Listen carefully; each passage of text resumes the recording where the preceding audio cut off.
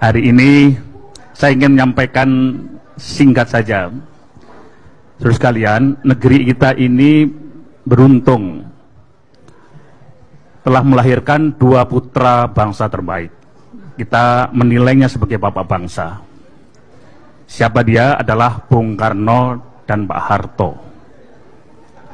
Kita bisa berdebat 1001 malam, pasti semua mengakui itu, lepas dari kekurangan dua beliau.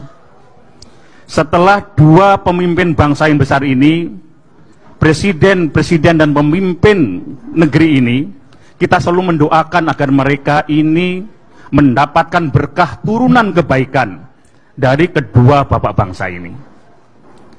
Nah, sebentar lagi kita akan mengikuti perhelatan 2024. Hari ini kita semua menyaksikan negeri kita, saya setuju dengan Rahma, tidak dalam keadaan baik-baik saja. Kita berada pada lorong gelap yang mencekam, yang kalau kita biarkan, saya termasuk khawatir. Saya dulu pernah selama 4 periode di parlemen merasa khawatir tidak secemas ini terhadap situasi terakhir. Meskipun banyak juga kemajuan-kemajuan, tapi dibanding dengan ancaman gelap, situasi gelap di depan mata kita, utamanya adalah perpecahan negeri, saya wajib mengatakan sebagai keluarga besar kami, mengatakan bahwa kita cemas di titik yang di ubun-ubun kita.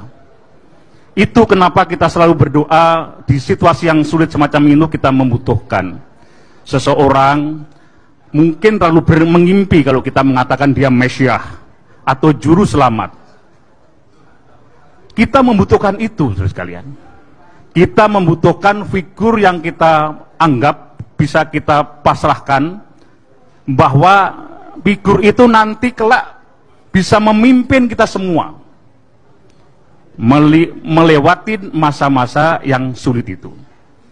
Di sini saya berbangga, salah satu kader terbaik kami, Mas Anies Baswedan, alhamdulillah tersaning Gusti Allah Subhanahu wa taala, beliau telah diantar mulai di pintu takdir sebagai satu-satunya calon presiden yang sudah resmi diumumkan dan mendapat tiket untuk itu.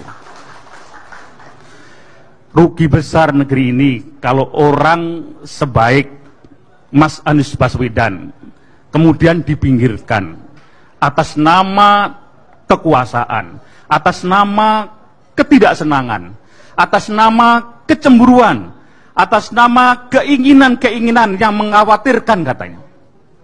Saya mengenal beliau utamanya ketika kami sama-sama aktif di Gajah Mada dulu. Saya termasuk yang bersaksi terhadap siapapun mengatakan bahwa khawatir terhadap Anies Baswedan itu terlalu di pojok kanan. Saya ingin beritahukan kesaksian kami ketika kami masih bersama-sama dulu masa-masa muda itu. Anies Baswedan, saya nilai, kita semua nilai sebagai kawan yang tahu kiprahnya ketika awal-awal sebagai aktivis ya. Saya anggap kajian nilai sebagai orang yang paripurna berbicara tentang kebangsaan. Kurang apa? Bebet, bobot, bibit.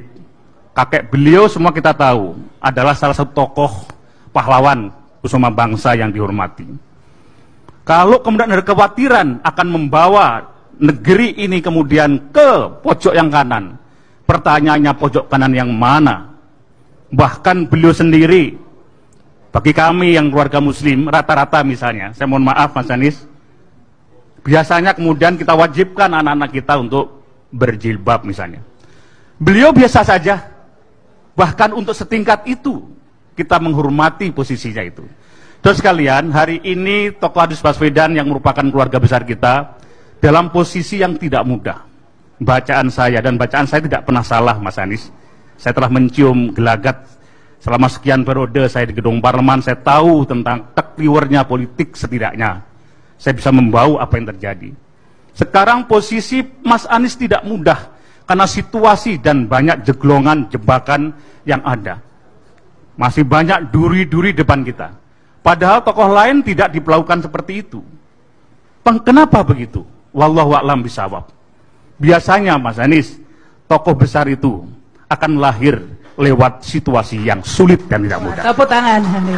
Biasanya pemimpin besar itu yang diinginkan dan diharapkan oleh situasi kenegaraan, situasi lingkungan tanah airnya ialah melewati masa-masa, melewati situasi-situasi yang penuh onak dan duri. Baik. Oleh karena itu, saudara sekalian, saya berpandangan, mudah-mudahan ini cuma ini,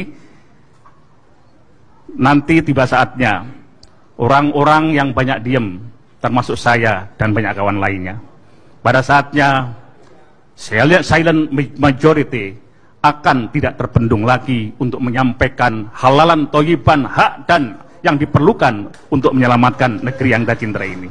Hanya itu, saya tidak bisa mengatakan banyak. Saya belum